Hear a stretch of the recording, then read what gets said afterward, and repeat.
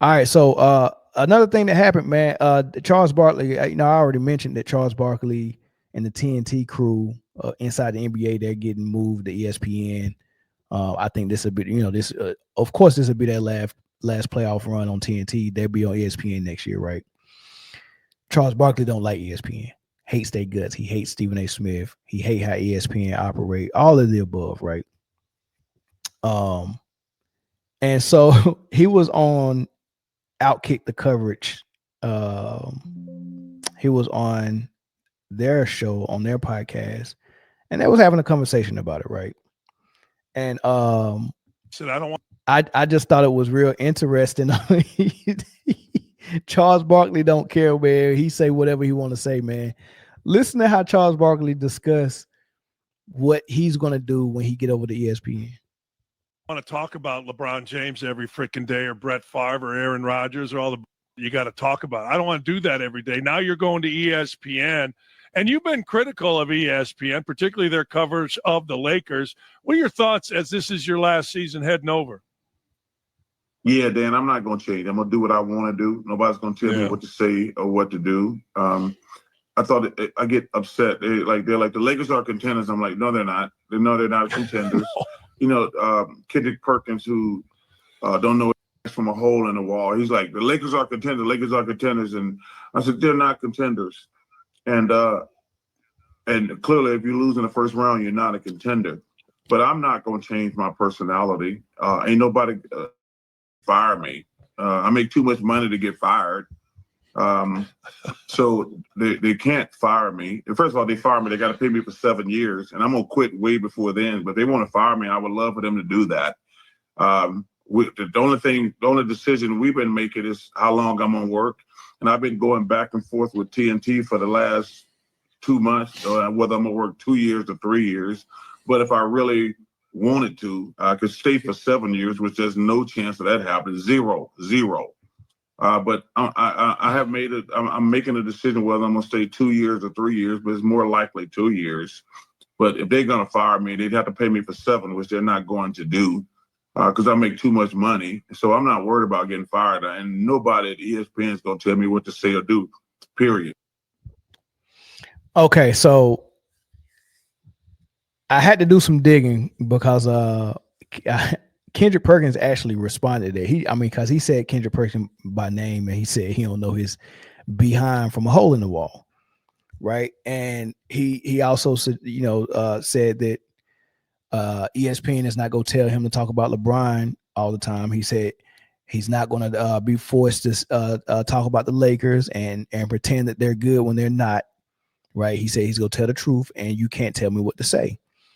And people might listen to that and be like, what is Charles Barkley talking about, man? Like, don't nobody tell them what to say. They probably think that those guys just get up there and say what they want to, right? That's not how it works. Like, they're paying you money, and they have producers, and these producers want the show to go a certain way. And we've all known that, but we don't get a lot of people to like come out and speak on it and admit it. Well, Charles Barkley is basically alluding to it, that that's what's going on. But have we ever heard it from the horse's mouth? Well, yes, we have. Kendrick Perkins, 2 years ago, when he first started getting popularity on ESPN, and he went on JJ Reddit's podcast, The Old Man and the Three, 2 or 3 years ago, and they had a conversation about it. And he just basically told everything, was like, yeah, man, like sometimes they tell us what to say, or sometimes they ask us, can you say this? I think this would be a good segment if you say this, or can you disagree? But I'll let him tell it. Did you ever have a prediction that you regret? Yeah, I have a few of them. What's number one? What's number one for you? I mean, like, so like I know, right? Doing First Take, that show in particular, it's a debate show. So when you're prepping for it, it's all about where you disagree at to make great TV. Take it behind the curtain, right? We get the email the night before the show. Yeah, and obviously if there's during the playoffs, if there's a game, they're going to say we're going to hit you up in the morning. Right. Then we wake up at 6 a.m., 6:30 a.m. There's another email. There's a production call at 7:30. There's the final email, usually comes across at 9, and they might have 30 questions. They whittle it down to 5 or 6 things that we all disagree on so that we can talk about it. So we can talk and debate. So he said the production meeting happens early.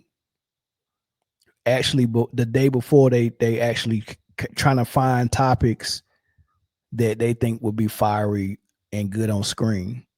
And the best topics, because it is a debate show, the best topics are the ones that they disagree on. So they might have 10 or 12 topics, and after texting everyone, texting Kendrick Perkins, texting JJ Redick, texting Stephen A. Smith, they're trying to figure out which ones they disagree on, because those are the ones that they can debate on and give us good TV.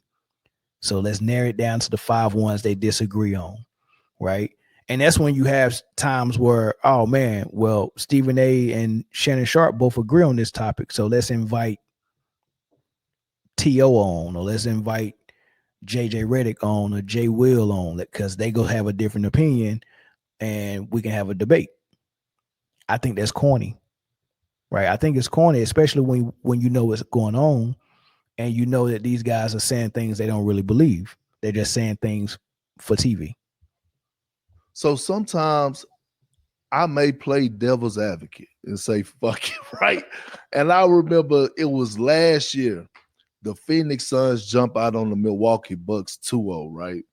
And so I'm getting ready to go on First Take the next morning. They like, hey, Perk, would you sit up here and say that the Phoenix Suns are on the verge of being a dynasty?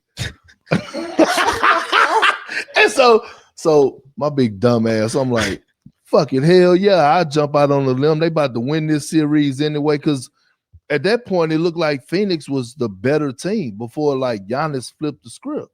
So I jump on First Take the next morning, and I was like, when I look at Devin Booker, and I look at Mikal Bridges, and I look at, DeAndre Ayton, not just those 3. Forget Chris Paul. They have the core. They have Monty Williams. They have the coaching. They go win this one, and in the next 3 or 4 years, they go win 2 more, which is gonna make them a dynasty. I just jumped off the porch. They end up fucking losing the series, right? So it's no more dynasty. People still bring that shit up to this day. So the producers approached Kendrick Perkins and was like, hey, we want to drop an idea in your lap. Will you go on First Take and say this? And Kendrick Perkins was like, yeah, sure, no problem. So something that he didn't even believe, the producers said, you should say this. And he was like, okay. That's a normal thing on ESPN. And Charles Barkley know it. Do you think that that's what they're doing on TNT? You think Charles, Kenny, and Shaq are saying what they really believe? Or do you think they're doing what they're doing like they're doing it for TV? Well, I know Kenny and Chuck really believe what they're saying. Shaq is a capper. He comes out and just say dumb stuff all the time. Hey, man, Steph in the GOAT debate. Man, shut up. Right? You know what I mean? But he does that all the time. But for the most part, there's no producer saying, will you say this? There's no producers telling them, hey, this is a hot take. Can you say this hot take? Them dudes is uncut as uncut can get on TV. Like Charles Barkley is himself. Kenny is himself. There's no producer saying, there's the script and we want y'all to say this and we want you to disagree with that and we're trying to figure out what y'all disagree at. No, that's real life stuff, right? That's a real barbershop conversation on TNT. That's why it's so good. All the fakes and phonies are under Disney. Stephen A. Smith and all them, JJ, we know JJ Redick phony. I don't even think the part in his hair real. I think that's a tattoo or something. He just a plastic fake phony dude, man. Like you got to be a little phony to get on ESPN. That's what they breed, right? So yeah, Charles Barkley is spitting the gospel when he say, man, when I get over there, I'm not with that nonsense, and you ain't about to work me all day long either. You get what I'm saying? You ain't about to put me on every freaking show, right? So, I appreciate Charles Barkley for saying that. And I appreciate the internet for never deleting anything because it was kind of easy finding. I remember Kendrick Perkins said that, but I don't know if y'all remember that Kendrick Perkins said that. And I think he said something even more than that. But I couldn't find that one when he first got his podcast with Swagoo. They had a podcast together, and he kind of went more in details on how fake it was. Right. So that junk is not real, y'all. Like the stuff that people are saying, they don't even believe half of it. Even like we know the GOAT debate not real. We know the people that go up there and cap for LeBron are just doing it for TV. We know they don't really believe that. Right? It's for TV. I mean, we seen the tweets that Shannon Sharp tweeted out before he got a job at Fox, where he said Kobe and Mike were the best basketball players. That he said Jesus, Mike, and Kobe in that order.